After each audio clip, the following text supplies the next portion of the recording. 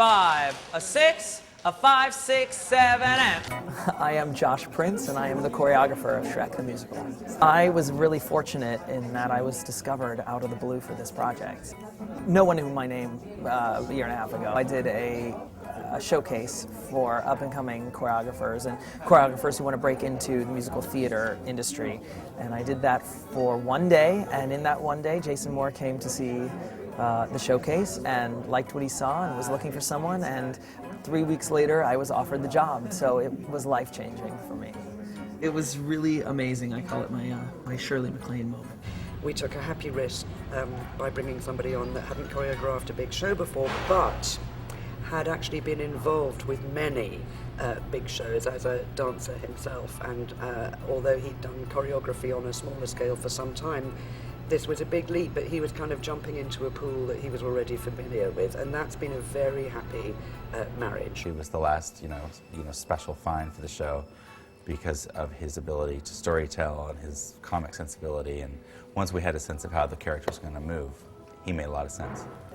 Taking those characters like Pinocchio or the egg or a duck or an ogre or a donkey or even a princess and making them move. That's something that a movie doesn't ordinarily do and can't do in the live medium. This show really does present its share of special challenges with 3 moving turntables, elevators, costumes that are unique unto this show, and some are extremely elaborate. Musical is such a collaborative art form. I mean, there are so many of us involved. The best work and the best designers, to my knowledge, actually collaborate really well and work really closely with their directors and their choreographers. And it was thrilling to watch, especially to watch Josh Prince, our choreographer, work.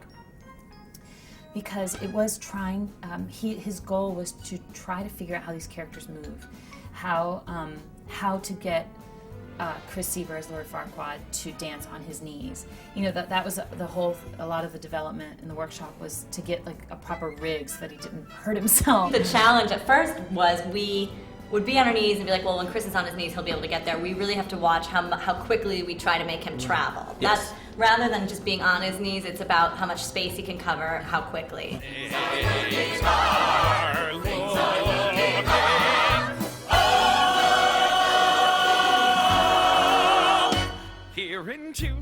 You start from scratch.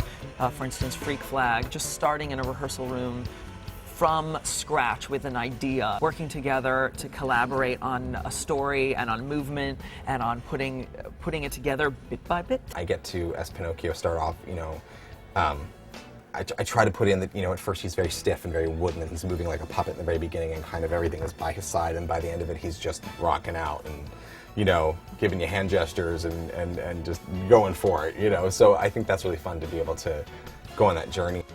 Johnny, what do you do? What's your freaky dance? But what is your style? How do you express yourself that way? And how can we build to that moment, that you can express yourself as your Pinocchio?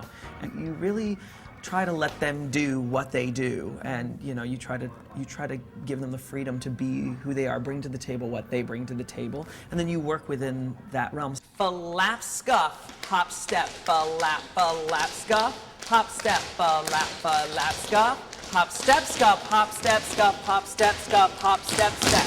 3 and a 4 and a 5 and 6 and 7 and 8. Okay, 3 and a 4 and a 5 and 6 and 7 and 8. That is fab. That's fab. What I love about Josh Prince is that he was so fearless, truly, in creating material, and then if something was successful or not successful, the next day he would come in with even another idea, and it was just like this constant development of someone just trying to figure it out. Oh my God. This is what my life has become. Yes. This guy's on a 10. Yes, please. Hey, Rachel, let's put one on a 10. This is the exciting part. Skirts. Once we get a choreographer in a skirt, we're good. Right? I mean, it's going to be... It actually looks really good on you. Thanks. Makes my legs feel long.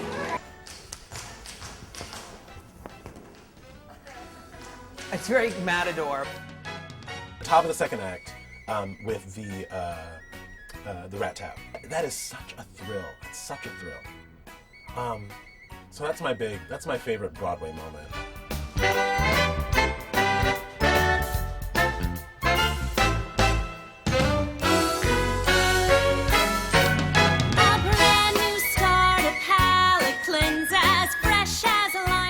I think it's just the beginning of an incredible journey for him because his imagination and his